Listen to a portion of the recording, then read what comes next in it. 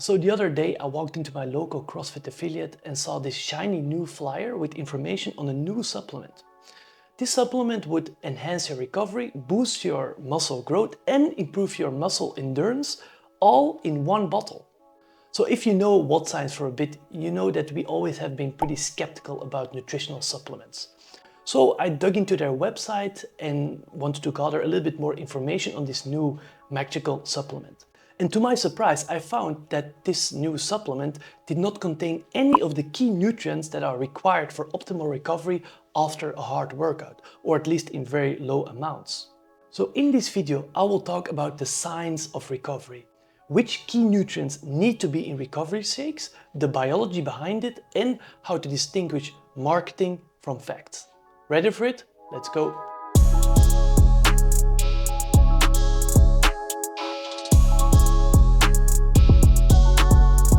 Hi everyone, I'm Gomar. I'm a senior scientist at ETH Zurich, based in Switzerland.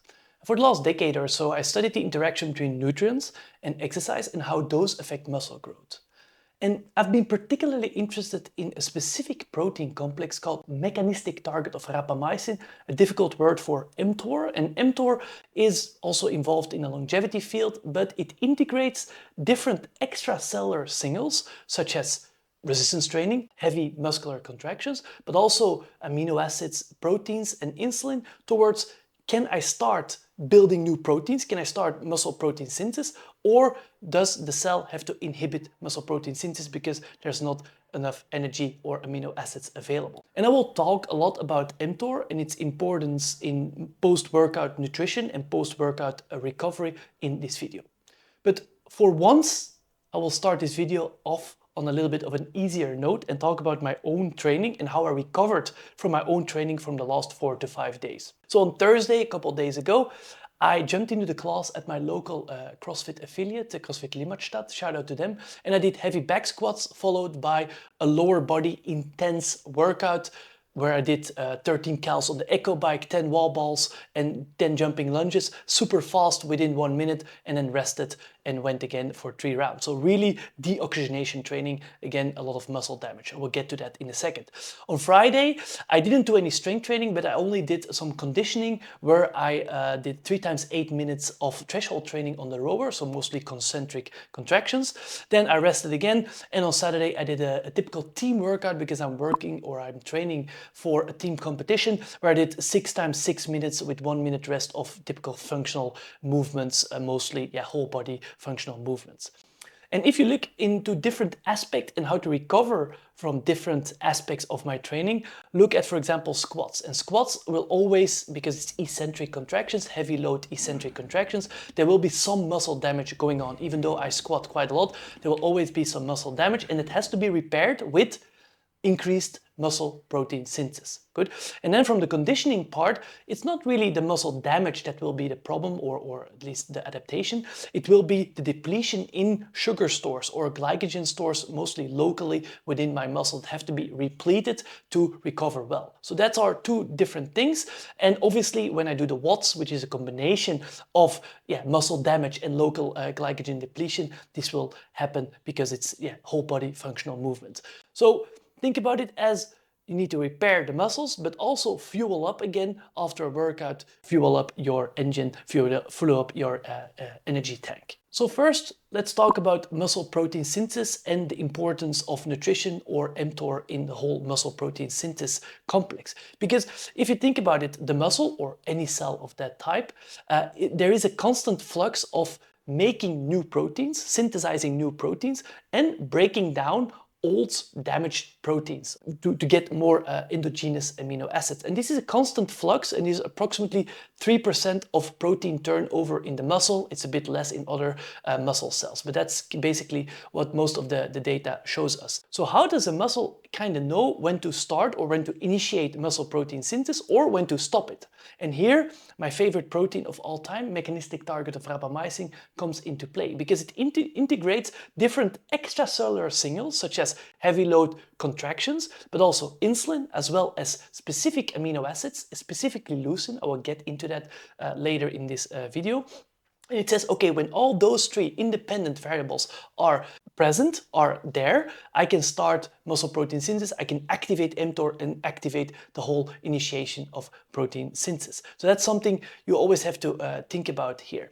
So I said already that leucine per se seems to be important because, for example, here in 2015 or 14, I'm sorry, here Moberg et al., this is a study from Scandinavians, really good group. I will put this study also in the description of this video. And what did they do? They had a cohort of female strength trained athletes. So they knew a little bit about strength training, and they had them do an acute session of lower body exercise. And then they provided them on 2 different occasions, obviously, a drink containing all the essential amino acids, obviously also including leucine, or a drink containing all the essential amino acids minus leucine. You can see almost immediately, this is the activation of mTOR, at least a readout of mTOR, SSK1. You can see here that right after exercise, when you don't have any leucine available, but all the amino acids, there is actually, you see, look at the white bar, there's almost no increase in activation of mTOR and also on the longer term muscle protein synthesis, only when you have leucine there. So it seems to be, for some reason, that leucine triggers this whole signaling cascade and leucine has to be there. People that say, okay, I can just take my leucine, for example, take my BCAAs. You all these NOCO, for example, no carb company, they have 4 to 5 grams of BCAAs in their drinks. I just drink BCAAs and I'm good. I don't have to do anything related to whey protein or any other proteins. Not necessarily true, because for example here they did a similar experiment where they did resistance training and measured the activity of SSK1, so mTOR. They saw very nicely that if you only provide leucine, the light gray bar here, there is an increase post-exercise, 90 minutes post-exercise, but it's not to the same extent it's as if you would give them essential amino acids, which is the black bars, the similar effect on BCAAs, all right? So if you want to maximize your protein synthesis, you need to have all the essential amino acids available, plus or at least included leucine, and not only, for example, the BCAAs, which maybe you remember is valine, isoleucine, and also leucine itself. So this always reminds me of a very nice metaphor. It's called the bricklayer and his wall. This might make everything a little bit more simple. So you have a bricklayer, and the goal of the bricklayer is to build the biggest wall as possible. And obviously the bricklayer here, the Lego man, is mTOR, or the whole mTOR1 pathway, and the wall will be the muscle itself, the muscle protein itself, all right, obviously. And for example, you give them only leucine or only the branched chain amino acid, the BCAAs. You only provide those.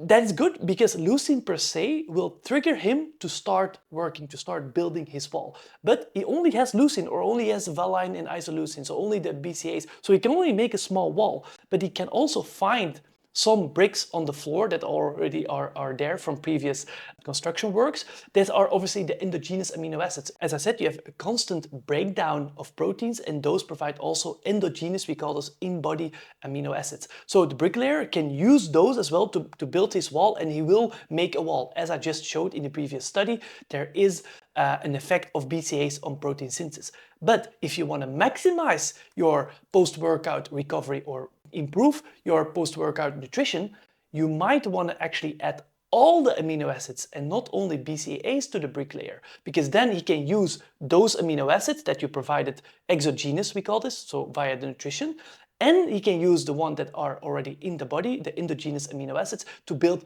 even a bigger wall, to build even more muscle at least, or to recover better. That's a little bit how we see it. So this brings us to some facts on post-workout nutrition, and I split it up into 2 parts. So you have the animal-based protein, so you can provide animal-based protein, which typically contains 10% of relative leucine, so of all the amino acids that are available in whey, 10 to 11% is leucine per se.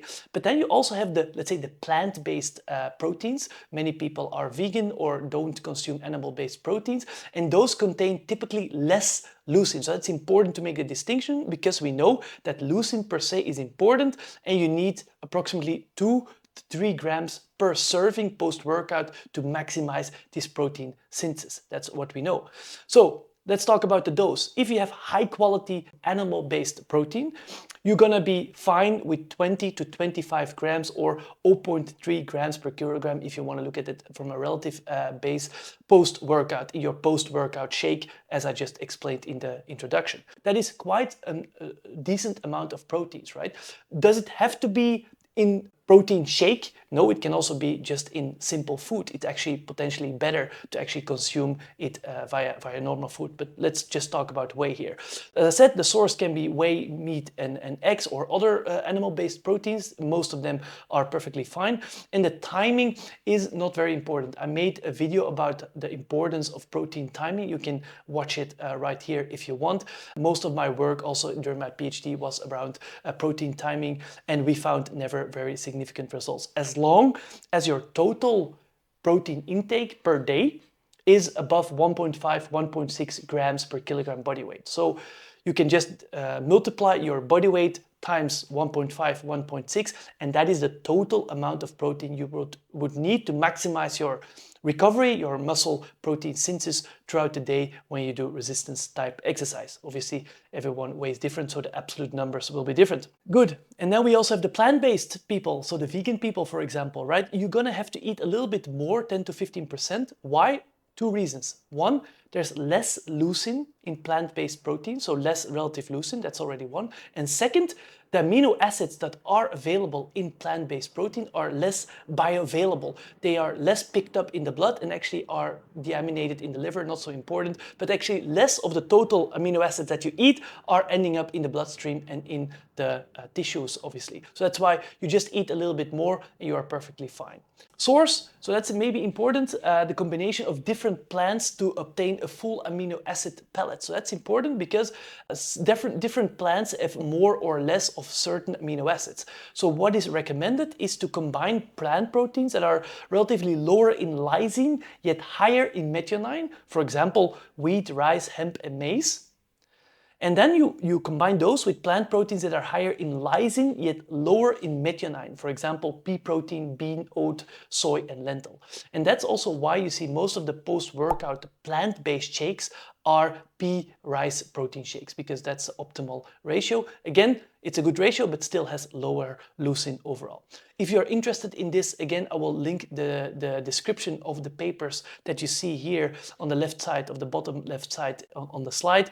There's a lot of information on how much protein and the source and the dose of plant-based and not plant-based proteins here. And I think a very good read for many people here. But let's go back to this magic supplement, all right? The magic supplement, the post-workout nutrition that would improve everything ranging from endurance to strength. What are actually the ingredients of this? And does it fit with what I just said? So first of all, let's look at the total amino acid. This is in the whole bottle or in the whole sachet. So this is not per 100 milliliter, this is actually per 465 milliliter. So they have a grand total of 3 grams of amino acids. So they don't have specifically proteins, but actually have the amino acids containing here. And it's a range of mostly glutamine, tyrosine, cysteine, and tryptophan. So I don't see any leucine here. So certainly post-workout nutrition, this is not going to be optimal because you cannot trigger mTOR and the whole cascade of protein synthesis. Then let's talk about the carbs. I haven't talked about any carbs yet. In the whole bottle, they had 18 grams of carbohydrates, mostly fructose, and then 6 grams of glucose, which is the incorrect ratio, not so important here. So again, not that many carbs. Let's dig into how many carbs I actually need or I consumed during that workout. I will get into that in a second. They have quite some vitamins.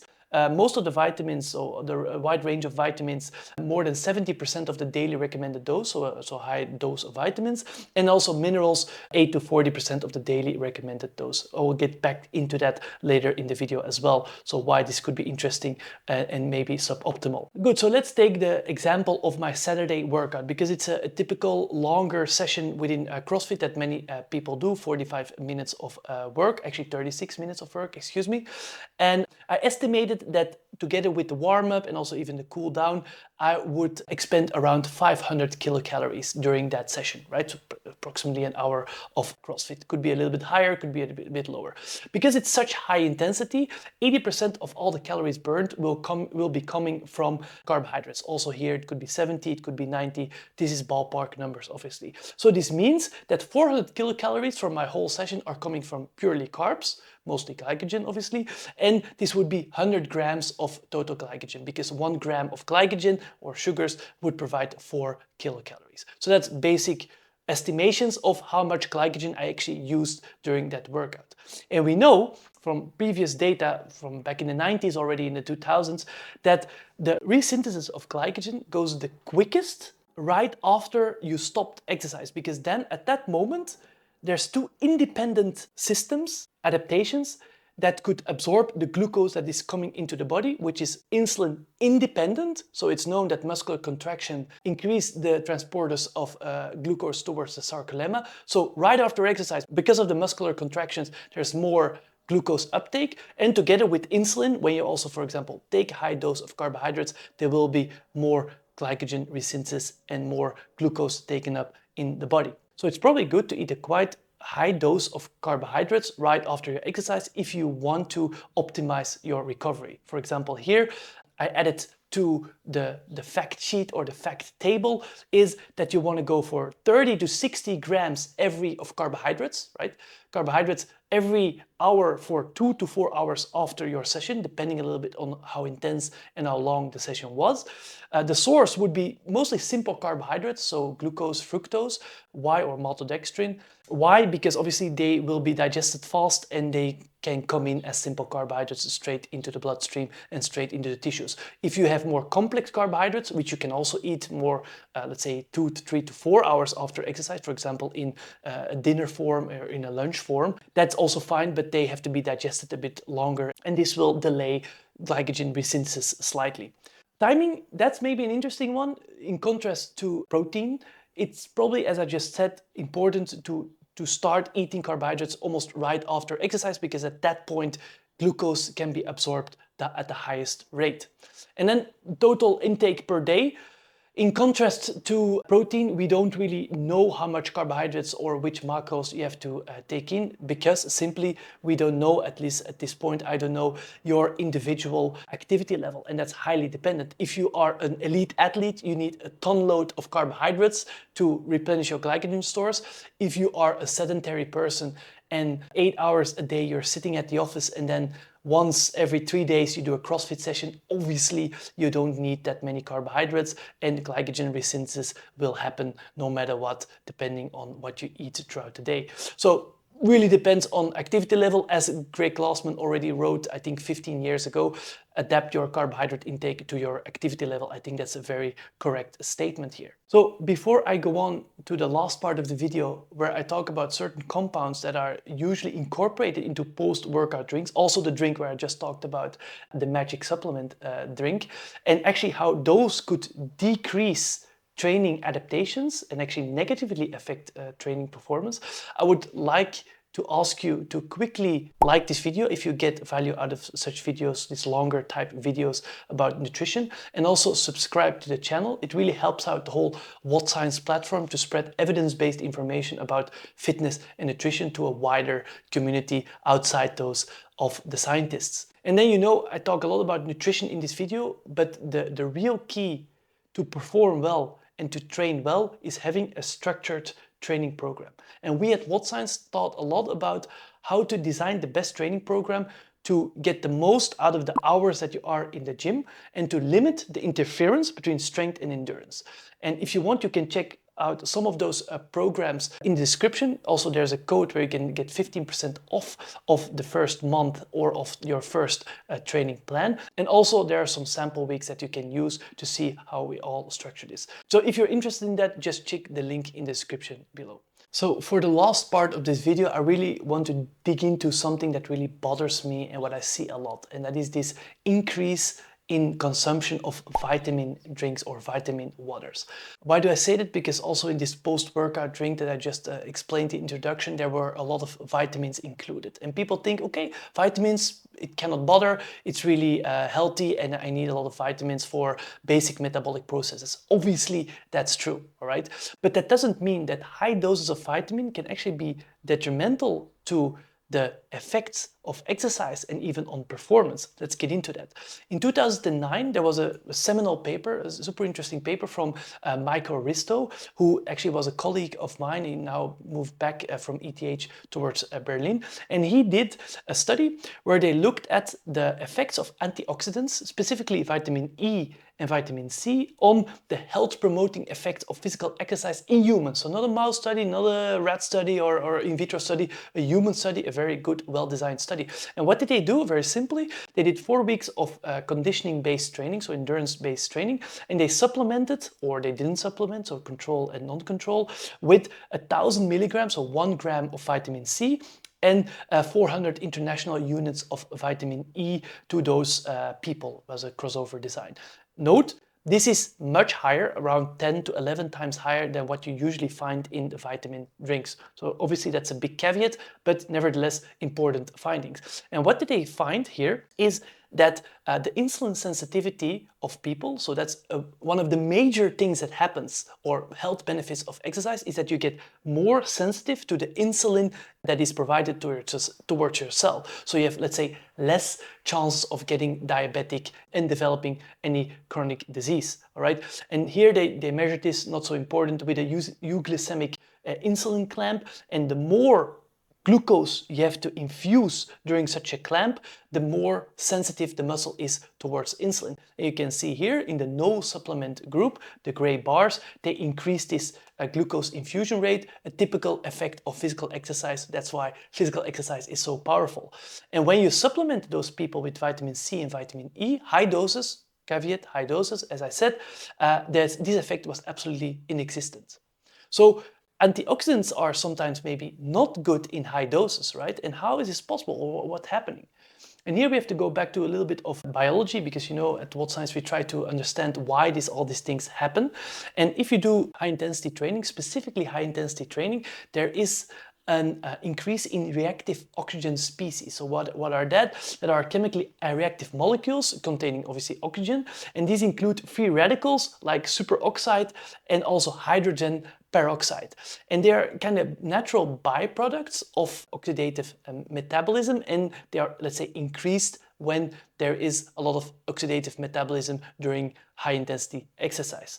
But people think always ROS production is bad because obviously they do attack cells and they could actually induce cell damage.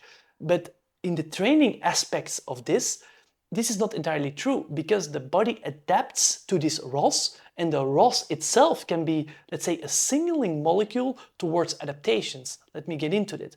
Because it's known that ROS itself stimulates the, let's say, the upregulation of antioxidants enzymes like SOD. So the body itself reacts towards those ROS and try to adapt to increased ROS. And then, as I said, ROS itself can signal towards specific pathways, molecular pathways, that regulate muscle growth and repair. For example, the MAP kinase pathway or the NF-kappa B pathways, that are known pathways that are involved in muscle growth. Right? So ROS itself can be a signaling molecule.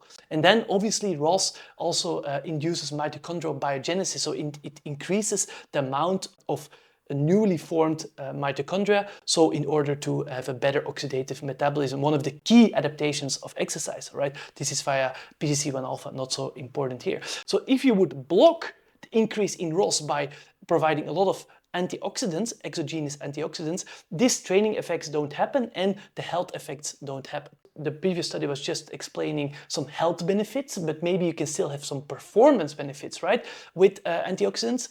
Not true, on the contrary. Here you can see a list of several studies where they did exactly the same. So they provided follow-up studies where they provided 1 gram of vitamin C, 200 to 400 milligrams of vitamin E. And you can see here all the different studies that they reduced mitochondrial biogenesis, increased oxidative stress, blunted sprint interval training, and induced decrements in performance.